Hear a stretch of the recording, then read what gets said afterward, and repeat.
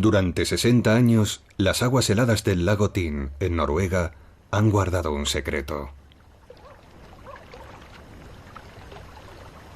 Hoy, sus apacibles orillas no muestran ningún signo del conflicto que tuvo lugar aquí durante la Segunda Guerra Mundial.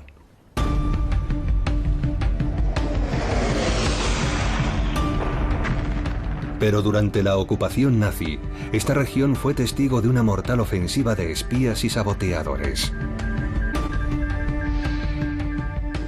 La causa de esta batalla era sobre todo una cosa: el agua pesada de Noruega. Una misteriosa sustancia que la resistencia noruega luchaba desesperadamente por mantener fuera del alcance de los alemanes. En 1944 se envió finalmente un gran cargamento a Berlín. En un desesperado acto de sabotaje, un ferry de pasajeros que supuestamente contenía barriles de agua pesada fue hundido en mitad del lago Tin. Ahora un equipo de arqueólogos submarinos está buscando esos barriles. Quieren saber qué hay realmente en su interior. ¿Es posible que contengan la clave de la única arma que podría haber hecho ganar la guerra a Hitler? ¿Una bomba nuclear nazi?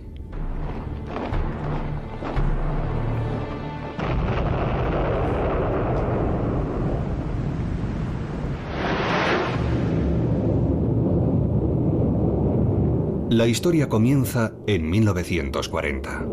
El 9 de abril la Alemania nazi invadió Noruega, un pequeño país que había mantenido una pacífica neutralidad durante 125 años.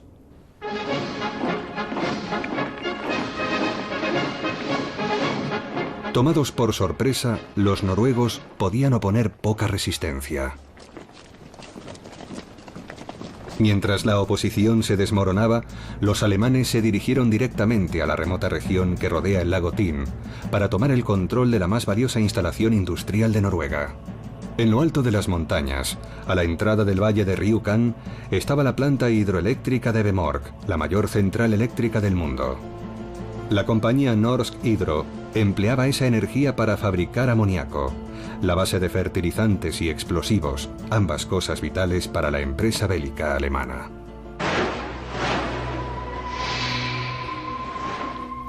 Pero en el interior de la planta de Norsk Hydro había una sala con equipos especializados donde se fabricaba otra cosa. ¿Qué tenemos aquí? Vaya, miren esto, es el equipo original, las baterías de alta concentración. El físico e historiador Per Doll es un experto en lo que ocurrió aquí durante la Segunda Guerra Mundial. Aquí estamos viendo realmente un pedazo de historia. Las baterías de alta concentración originales para producir agua pesada. El agua pesada era una nueva y extraña clase de agua que se había descubierto recientemente. Y Norsk Hydro estaba fabricando pequeñas cantidades para suministrar a científicos de todo el mundo que investigaban sus propiedades. Nadie entendía por qué, pero tan pronto como tomaron el control de la planta, los alemanes se dispusieron a incrementar la producción. Doblaron los sistemas de producción, aumentando el número de baterías de alta concentración de las 9 iniciales a 18, con lo que doblaron la producción. Pretendían multiplicar por 10 la producción de agua pesada para 1942. Al mismo tiempo, la seguridad en la planta de Rjukan también se reforzó drásticamente.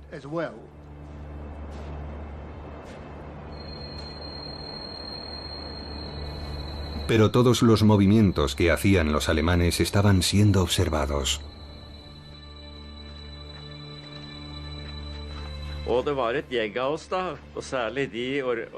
Un grupo de gente, especialmente de las organizaciones de trabajadores de la factoría, quería crear un movimiento para combatir a los alemanes en la clandestinidad.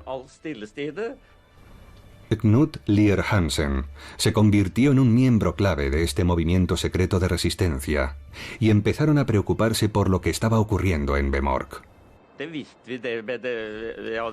El agua pesada. No teníamos ni idea de lo que era realmente, ni de por qué les interesaba tanto a los alemanes. Tenía que ser algo importante. La resistencia comunicó lo que sabía al servicio de inteligencia británico en Londres. Las fuerzas nacionales habían montado una emisora de radio, de modo que enviábamos mensajes habitualmente a Inglaterra por radio. Para los británicos, la información sobre Vemork era profundamente alarmante. Ellos sabían algo que los noruegos ignoraban. El agua pesada se podía utilizar para fabricar explosivos nucleares. Todo parecía indicar que los científicos alemanes estaban intentando construir una bomba atómica. Si yo hubiera sido un físico de Londres y me hubiera enterado de lo que estaba ocurriendo en Noruega con el asunto del agua pesada, me habría preocupado mucho. Así comenzaron 2 años de ofensiva secreta de los aliados para conseguir detener la fabricación de agua pesada. Un comando noruego voló la planta, pero los alemanes la tenían funcionando de nuevo en 3 meses. En noviembre de 1943, la octava Fuerza Aérea estadounidense bombardeó Vemork, pero la planta de agua pesada no sufrió el menor daño. Finalmente, en 1944, la resistencia averiguó que toda la planta de producción y 15 toneladas de agua pesada parcialmente purificada iban a ser enviadas a Alemania. Contactaron con Londres. ¿Qué debían hacer? La respuesta fue inmediata: impedir que el agua pesada llegara a Alemania. ¿Pero cómo? Con pocos días para planear la operación, la responsabilidad de encontrar la forma de hacerlo recayó sobre Knut y su grupo. La planta estaba fuertemente vigilada, pero en el viaje a Berlín, el agua pesada transportada en barriles tendría que atravesar por tren el valle de Rjukan. Y después cruzaría el lago Tin en un ferry.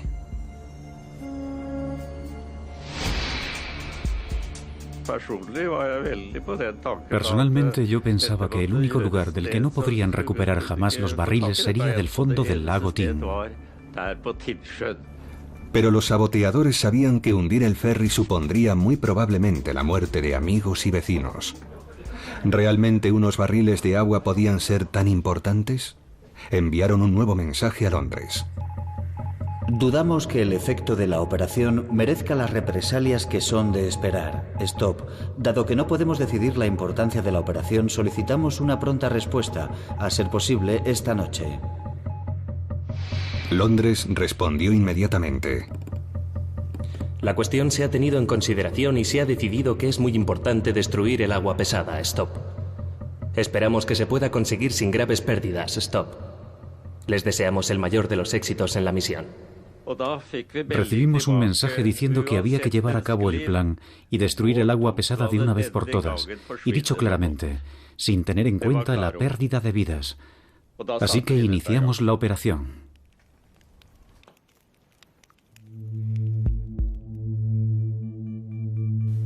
En una película noruega de 1947, Knut y sus compañeros recrearon la arriesgada misión.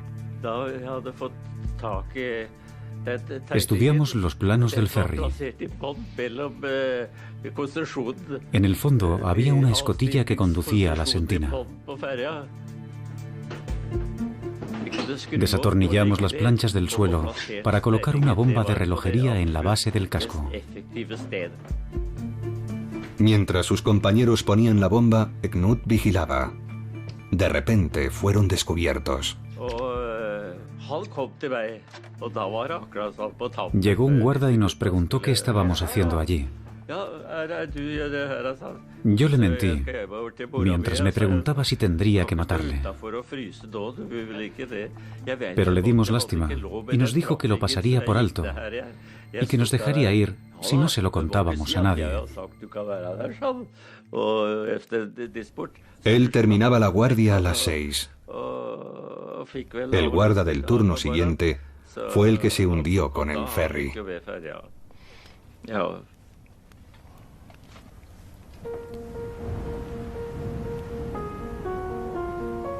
A primera hora del día siguiente, los vagones descubiertos que transportaban la carga de barriles subieron al ferry. Mientras tanto, en la sentina, la bomba de relojería improvisada continuaba la cuenta atrás.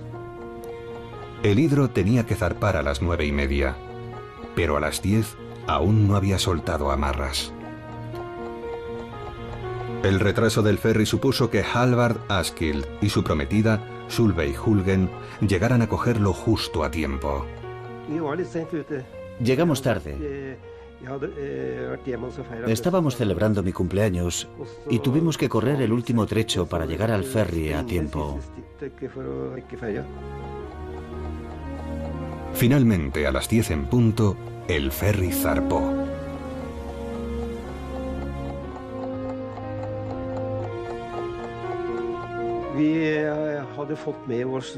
Teníamos tarta y comida que nos habían dado mis padres y estábamos sentados abajo en el salón.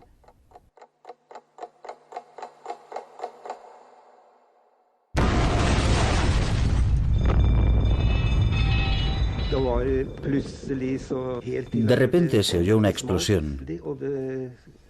El barco temblaba. Pensamos que habíamos chocado con algo. El ferry se estaba llenando rápidamente de humo y agua. Halvard se vio frente a un terrible dilema. Su novia no sabía nadar.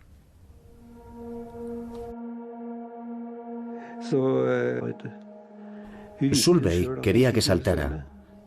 Ella sabía que no podía nadar, pero le dije que tenía que saltar. Y dijo, está bien, tú primero y yo te sigo.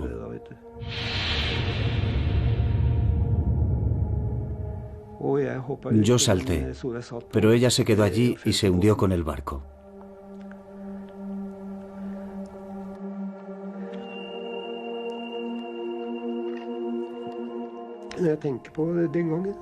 Me resulta muy duro hablar de esto. Era muy joven y muy hermosa.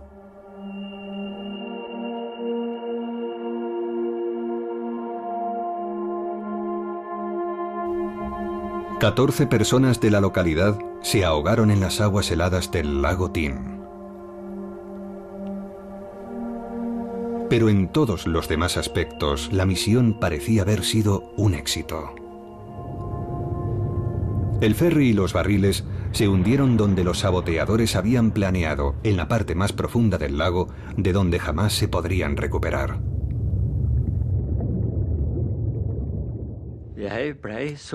Yo estaba eufórico. Nunca había corrido tan rápido para poder enviar un mensaje a Inglaterra. Era como si tuviera las alas de un ángel, de la velocidad a la que corrí, para informarles de que la operación había sido un éxito. Y los telegramas de felicitación empezaron a llegar.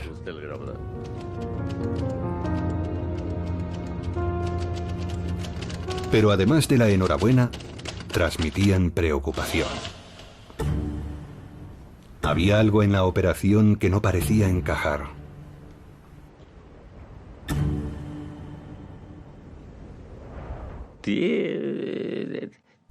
Los alemanes no parecían pensar que hubiera ninguna razón para proteger el cargamento. Simplemente lo enviaron. Y el ingeniero jefe de Vemork tampoco había oído nada de que fueran a ir soldados alemanes protegiendo el transporte. Londres sospechaba. Todo había sido demasiado fácil. Con respecto al ferry, por favor asegúrense de que los barriles no hubieran sido sustituidos por los alemanes y fueran falsos. Stop. ¿Realmente engañaron los alemanes a la resistencia noruega? Después de la guerra se supo que algunos barriles de agua pesada habían conseguido llegar a Berlín. ¿Qué se hundió realmente con el hidro? ¿Y cuál era el verdadero significado del agua pesada? Este es uno de los últimos grandes misterios de la Segunda Guerra Mundial, y solo hay una forma de resolverlo.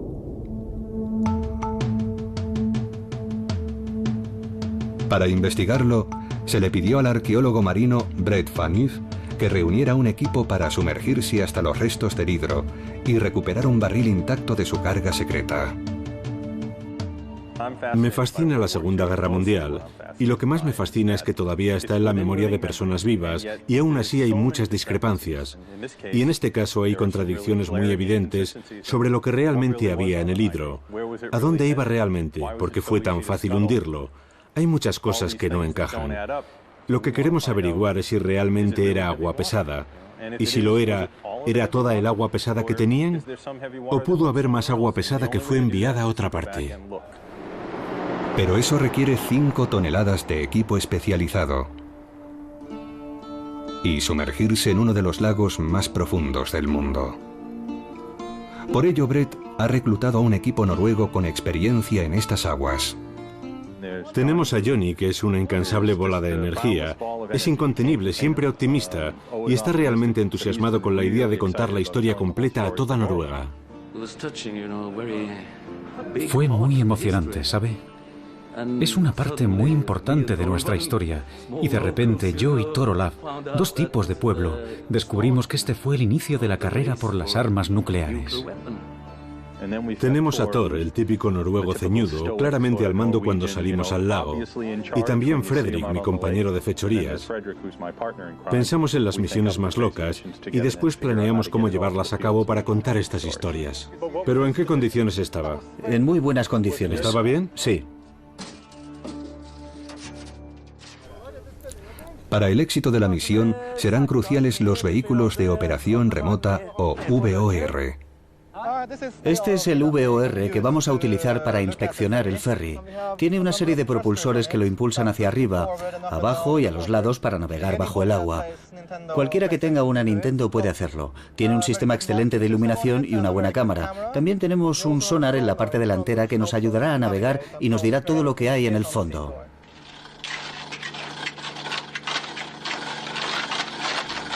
Por las declaraciones de testigos del hundimiento, el equipo tiene una idea bastante exacta de dónde empezar a buscar el hidro. Thor se prepara para la inmersión. El VOR tardará unos 20 minutos en descender al fondo del lago Tin.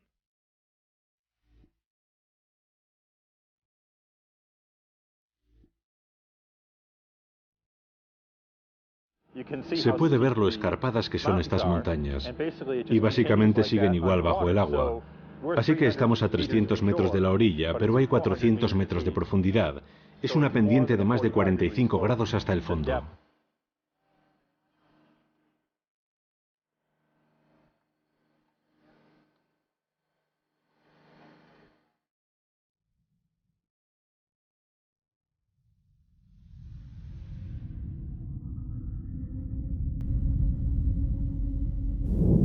Una nube de sedimentos indica que el VOR ha llegado sin novedad al fondo del lago. Eso es. Y comienza la búsqueda en el fondo del lago.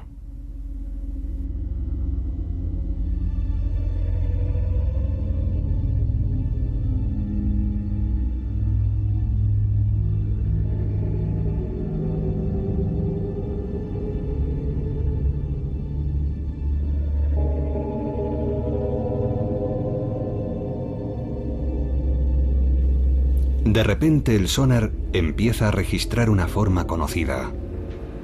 Esta es la imagen del sonar de los restos. Por eso sabemos que estamos a unos 25 metros del barco. Debería aparecer en las pantallas en unos segundos, así que nos estamos acercando.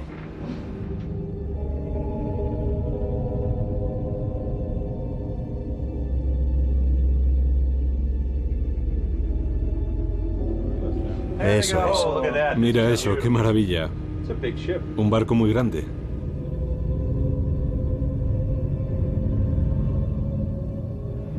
¿Se puede leer el nombre? ¿Hay algún texto? Hola. Es fantástico. Está en muy buen estado. ¿Dónde estamos? ¿Eso de ahí es el puente? Sí.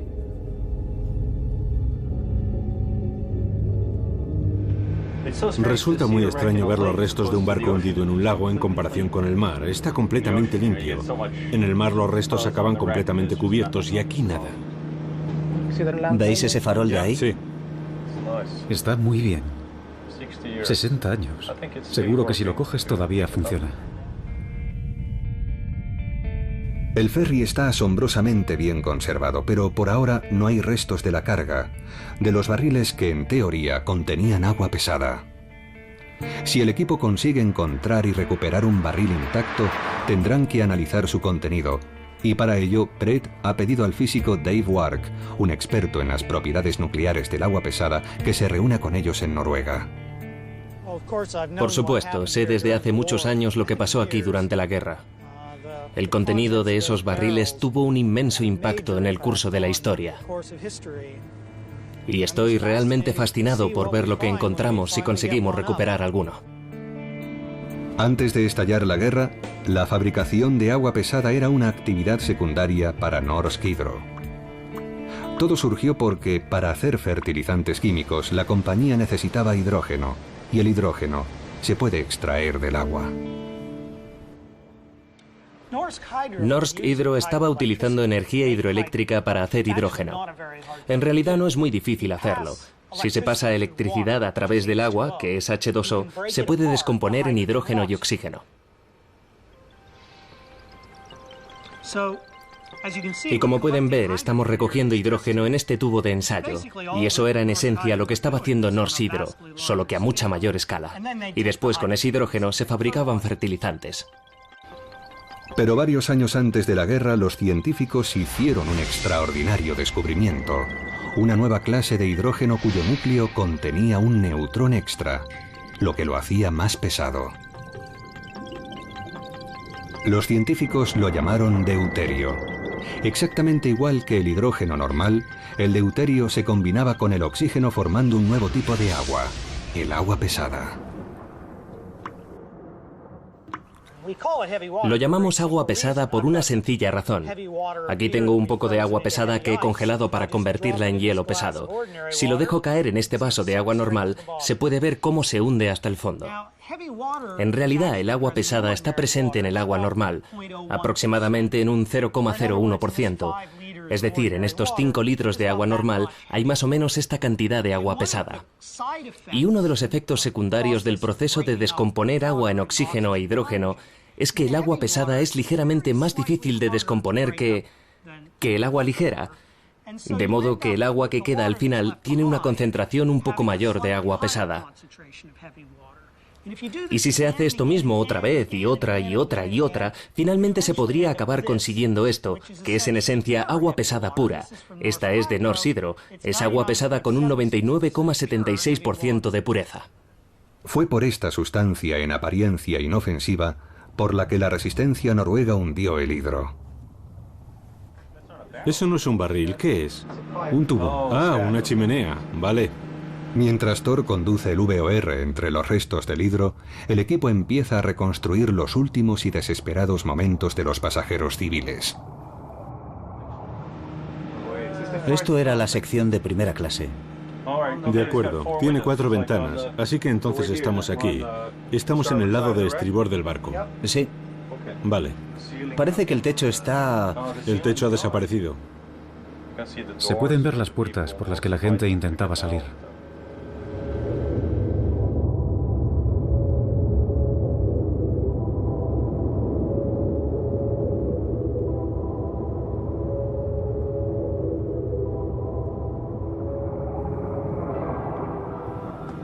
Estamos justo en... Es la proa. Ah, es la proa. Mira, se hunden los sedimentos. Mirad eso. Así que toda la parte delantera del barco desaparece en el fondo. Es increíble. Después de la explosión, el ferry se hundió de proa.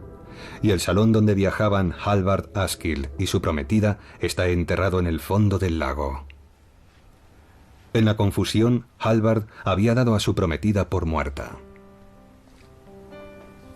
Pero Solveig sobrevivió milagrosamente y fue testigo de lo que ocurrió con parte de la carga. Quizá me arrastró la corriente que creó el barco al hundirse y de alguna forma me enganché con la hélice. Me hice muchos cortes y heridas, y la segunda vez que salí a la superficie conseguí agarrarme a la caja de la boya salvavidas.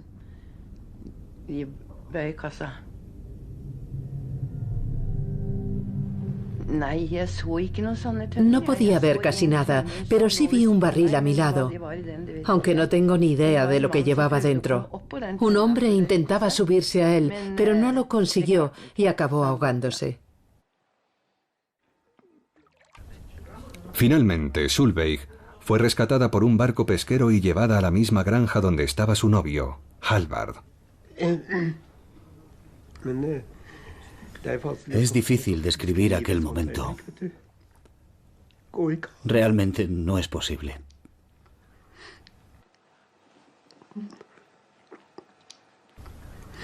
El relato de Solveig confirma que en efecto el hidro transportaba barriles. Pero ¿dónde están ahora? Y si flotaban, no podían estar llenos de agua pesada. ¿Estamos cerca de la popa o eso es un vagón? Ah, es uno de los vagones descubiertos, vale. Pero está completamente destrozado, ha desaparecido toda la madera. ¿O es la parte de abajo lo que estamos viendo? Vale, así que está boca arriba. Hemos visto uno de los vagones que está boca abajo y ha sufrido algunos daños. Los vagones descubiertos debían ir cargados con los barriles, pero todo está bastante destruido. Entonces el equipo ve por primera vez la carga.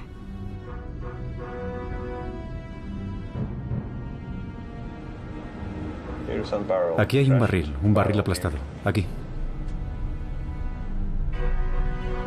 El barril está abierto. Ya nadie podrá saber lo que contenía originalmente. Pero de repente, un poco más lejos, la cámara del VOR muestra más barriles. Hay 2 barriles en el lecho del lago. Mira eso. Ese está roto por debajo. ¿Cuántos barriles acabarían debajo del barco? No parecen estar en mal estado. Sí, parece que están bastante bien. Los restos del hidro son un cementerio de guerra noruego. Thor decide que estos barriles están demasiado cerca para ser manipulados. Despierta unos sentimientos muy especiales, porque cuando sabes que aquí se ahogó mucha gente y la historia que lo rodea es muy... Sí, despierta sentimientos.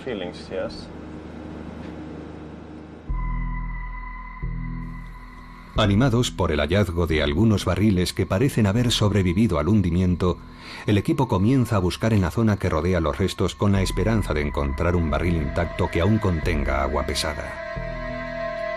Pero ¿por qué estaban tan obsesionados los alemanes y los aliados con esta sustancia aparentemente inofensiva? La respuesta está en un descubrimiento hecho por científicos alemanes poco antes de la guerra. Un descubrimiento que tendría consecuencias trascendentales. En realidad, la historia de la energía nuclear comienza en 1938, en Berlín, cuando unos físicos alemanes descubren que si tienes un núcleo de uranio y lo bombardeas con un neutrón, se puede dividir o fisionar en 2 núcleos más pequeños, liberando cierta cantidad de energía. La cuestión clave es que, además de la energía, libera más neutrones, que pueden fisionar más uranio, liberando más neutrones que fisionan más uranio, provocando una reacción en cadena que en principio puede liberar una enorme cantidad de energía. Pero esto abrió la preocupante posibilidad que todos los físicos vieron claramente de crear explosivos nucleares de una potencia devastadora.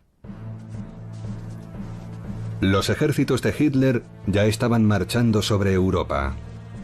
Los físicos de todo el mundo se dieron cuenta de repente de que se iba a iniciar una carrera para desarrollar armas nucleares. Si Alemania lo conseguía primero, nada podría parar a los nazis. El profesor Mark Walker Es un experto en la investigación nuclear alemana durante la guerra.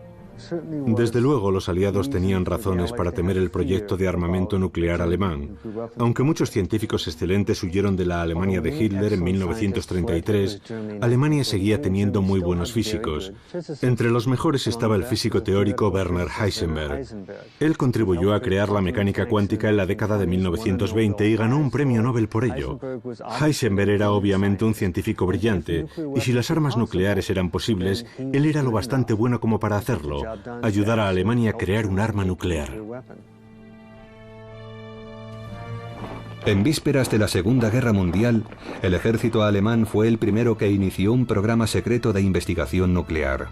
Junto a Heisenberg, se reclutó a su joven y brillante protegido, Carl Friedrich von Weizsäcker. Cuando comprendí por primera vez que las armas nucleares eran posibles fue en febrero de 1939.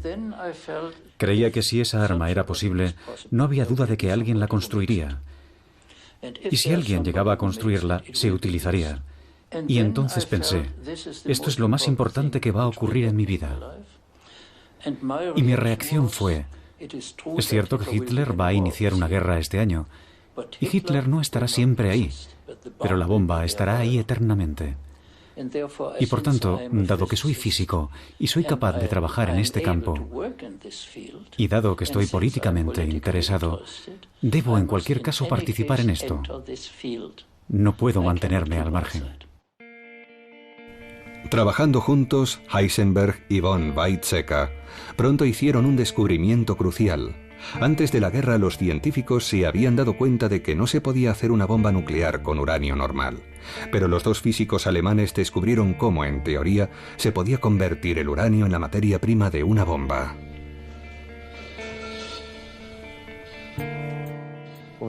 Los alemanes se dieron cuenta de que el uranio natural no se puede utilizar como explosivo, pero se puede meter en un reactor nuclear y provocar una fisión nuclear en cadena sostenida y controlada.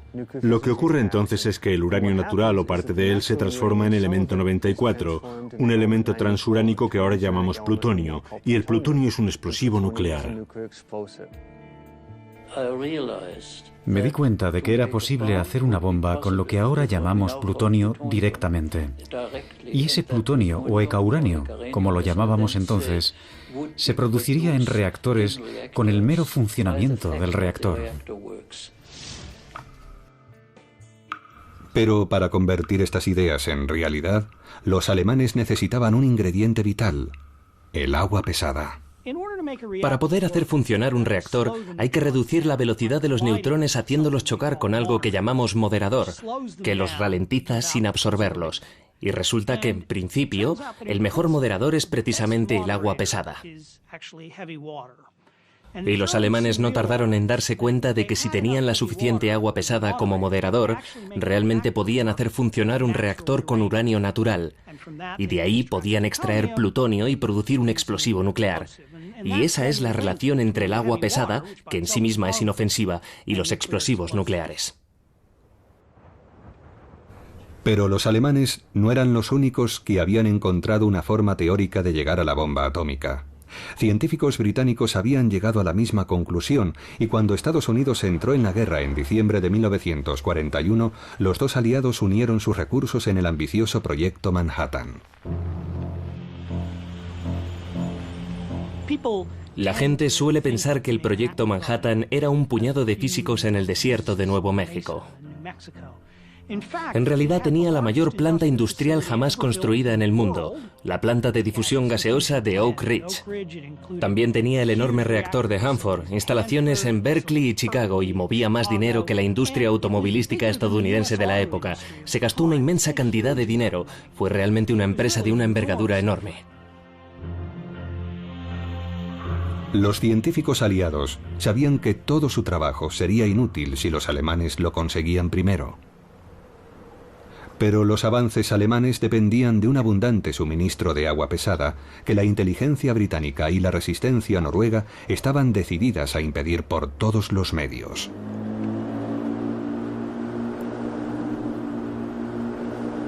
En el lago, el equipo finalmente ha tenido éxito. Han encontrado un barril que parece intacto, y se disponen a subirlo a la superficie cuando llega Dave. Hola. Hola, soy Dave. Brett, ¿cómo estás? Este es Frederick. Hola, encantado de conocerte.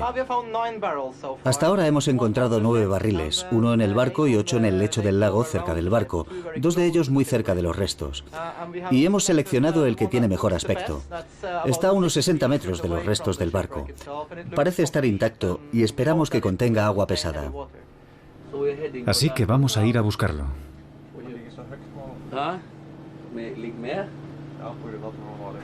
Ahí hay algo, ¿verdad? Sí. Al fondo hay un barril. Ah, sí. Sí, eso es un barril. Sí. ¿Se puede leer lo que pone en la tapa? ¿Es un 5? ¿Un 5 al revés? No lo sé. Sí, podría ser. Para izar el barril se ha acoplado una pinza a uno de los VOR. Thor tiene que situarla exactamente en el lugar adecuado para que agarre los rebordes del barril. Tiene que agarrar a la primera. ¿Tiene que ser a la primera? Sí, solo hay una oportunidad. Bueno, Cruzad los dedos. Sí. Contacto. No. ¿Dónde está? se ha resbalado. ¿Tiene suficiente cable? Que si tiene suficiente cable. Oh, eso es. ¿Ya está? Sí. El siguiente paso es delicado, soltar la pinza. Bien, eso es. Ahí está, muy bien. Y el conector está colgando. Se puede ver el conector colgando ahí. Así que también tendremos que izarlo. ¿Vale? Este es el punto sin retorno. Ahora o sale o no. ¿Cuándo vais a sacarlo? El barril está profundamente enterrado en el barro. Tendrán que tirar con mucha fuerza para sacarlo.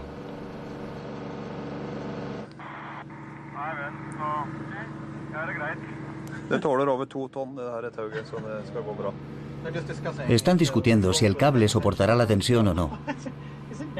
¿No es un poco tarde para preocuparse por eso? Eso es lo que está diciendo. No hay problema. Tira, empieza a tirar. Bien, están tirando.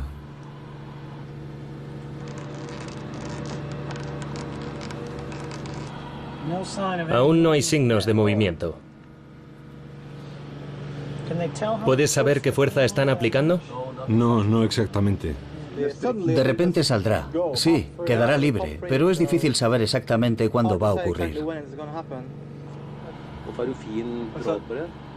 Hay un ligero movimiento. Eso es, está saliendo. Está saliendo. Bien. Muy bien, allá va. ¡Boom! ¡Adiós! Un barril colgante. ¿Y habéis visto el fondo del barril cuando ha salido? Todavía se ve la pintura. No lo dejéis caer.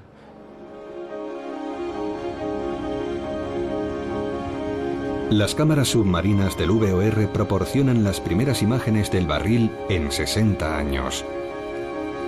Parece estar intacto, pero el menor agujero sería suficiente para contaminar el agua pesada que debería contener con agua del lago. Por suerte, el proceso de electrólisis que originalmente separó el agua pesada debería haber dejado restos que permitan a Dave medir la contaminación. Los barriles contienen agua pesada, esperamos. Pero para hacer el agua pesada, para separarla, originalmente tuvieron que añadirle algo para hacer que condujera la electricidad. Le añadieron una cosa llamada potasa cáustica, que en realidad es hidróxido de potasio, que vuelve el agua muy cáustica. Bien, medimos el grado de causticidad del agua con una escala llamada pH. Lo que vamos a averiguar ahora es si el pH del agua del barril es diferente al pH del agua del lago, y para eso tengo que saber qué pH tiene el agua del lago. Así que vamos a tomar una muestra para averiguarlo. Se puede ver que el pH está alrededor de 9, un poco más alto de lo que sería de esperar en agua normal, pero muy inferior al que debería tener el agua de los barriles, que sería un pH más o menos de 14. Cuando abramos el barril, si da 14, probablemente no estará contaminada. Si da 9, solo es agua del lago.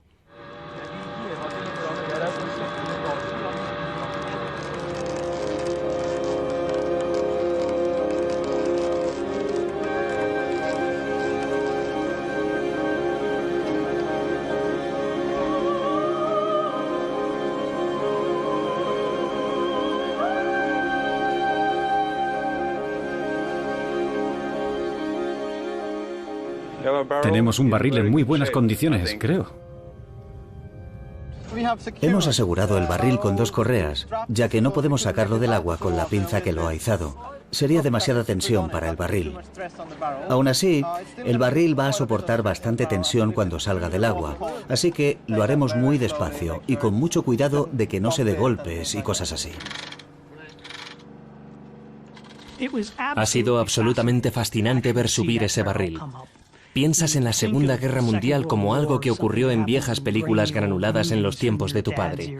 No piensas en ella como algo inmediato, y ver ese barril salir del agua es una experiencia increíble.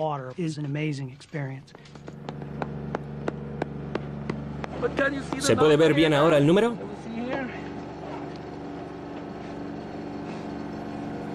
Sí, es el 26. Es perfecto. La corrosión afecta a una parte y el barro a otra. Y hay una pequeña zona limpia. Y en medio está el 26. Como si lo hubieran puesto ahí a propósito. Bueno, no se sale nada y está lleno de algo. Bien, tenemos el barril y se puede leer claramente el número en la tapa, lo que es fantástico.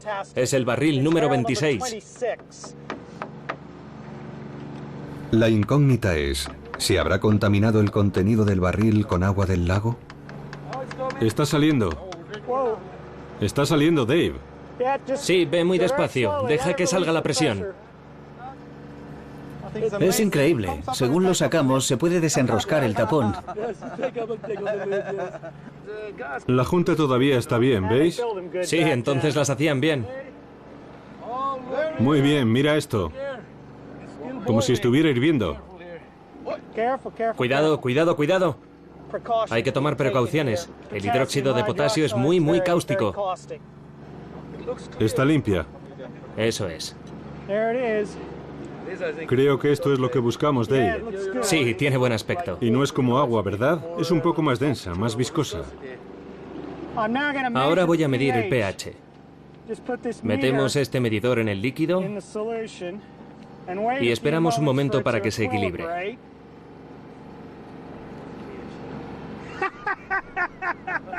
¿Es buena? 14. Fue lo que dijiste, ¿verdad? ¿Estás satisfecho? Sí. Muy bien. 60 años. Y está exactamente igual que el día que la metieron ahí. Es increíble. Así es. Bueno, venga esa mano.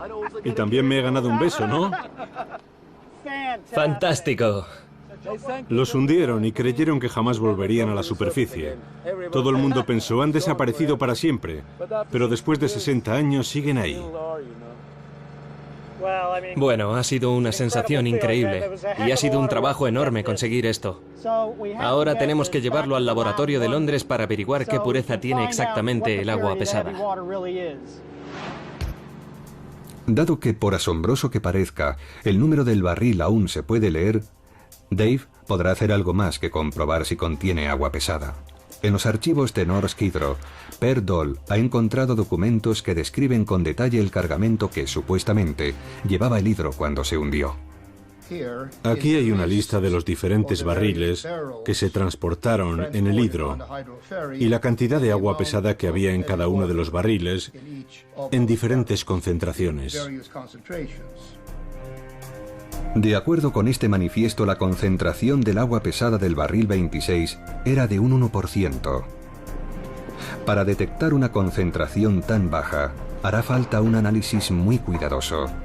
En el Imperial College de Londres, Dave y sus colegas comparan el espectro de infrarrojos de las moléculas del agua del barril con espectros de muestras de diferentes concentraciones conocidas de agua pesada.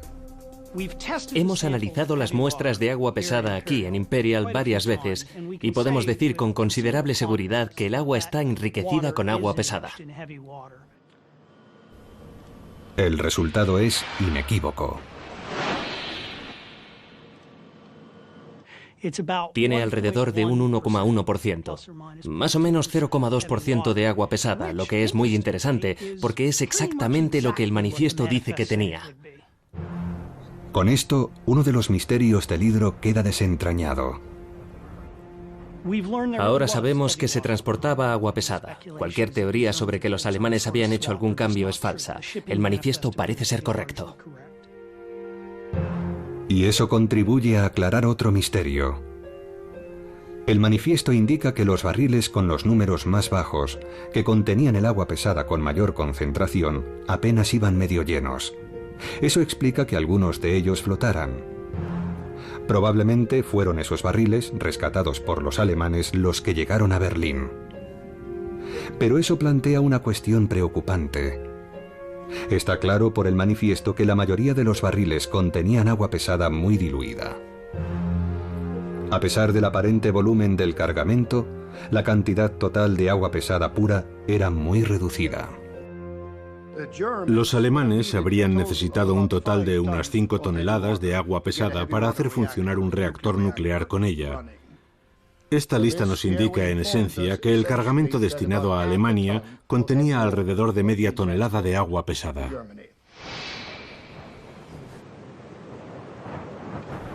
De modo que el hidro transportaba muy poca agua pesada incluso para un reactor, y mucho menos para los 10 o más que serían necesarios para fabricar suficiente plutonio para un arma nuclear. Entonces, ¿tenían razón los aliados al creer que el agua pesada estaba destinada a la fabricación de una bomba? ¿O los alemanes la querían para otro fin?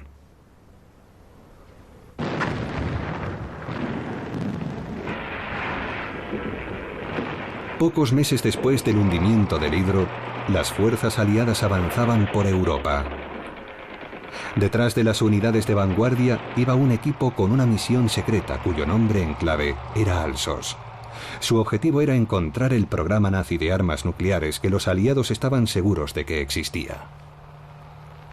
Durante meses el equipo de Alsos buscó por toda la recién liberada Europa y no encontró nada.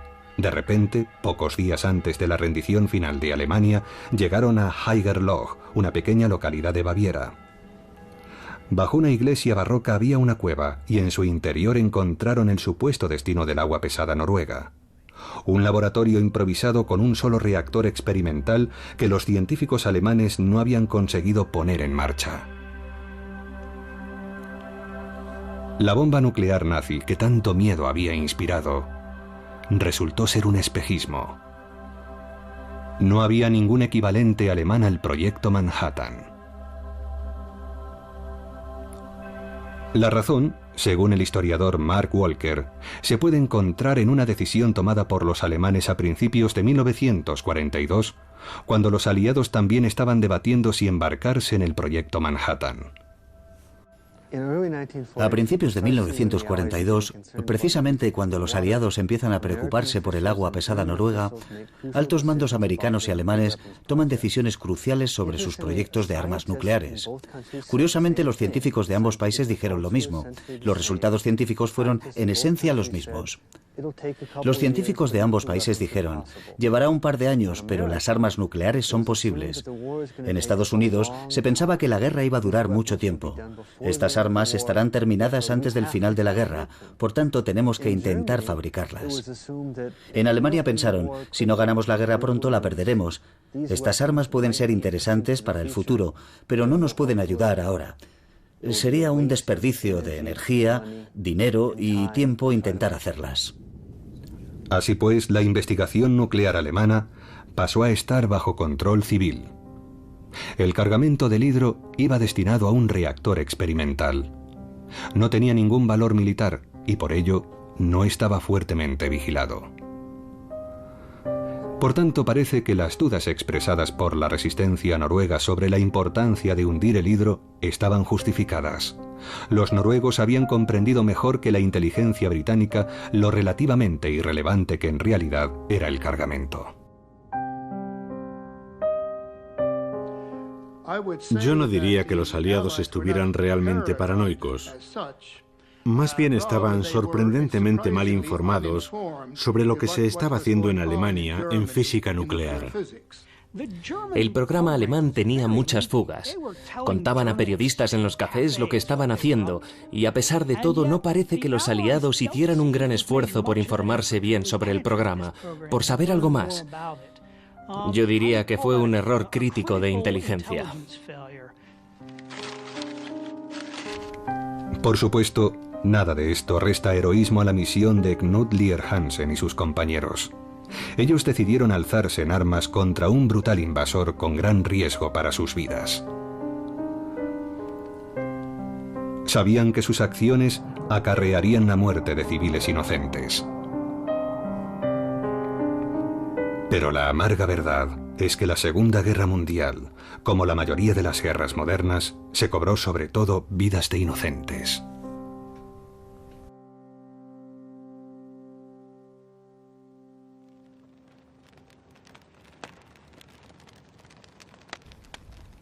Londres dijo, hundidlo, e hicieron lo que se les dijo.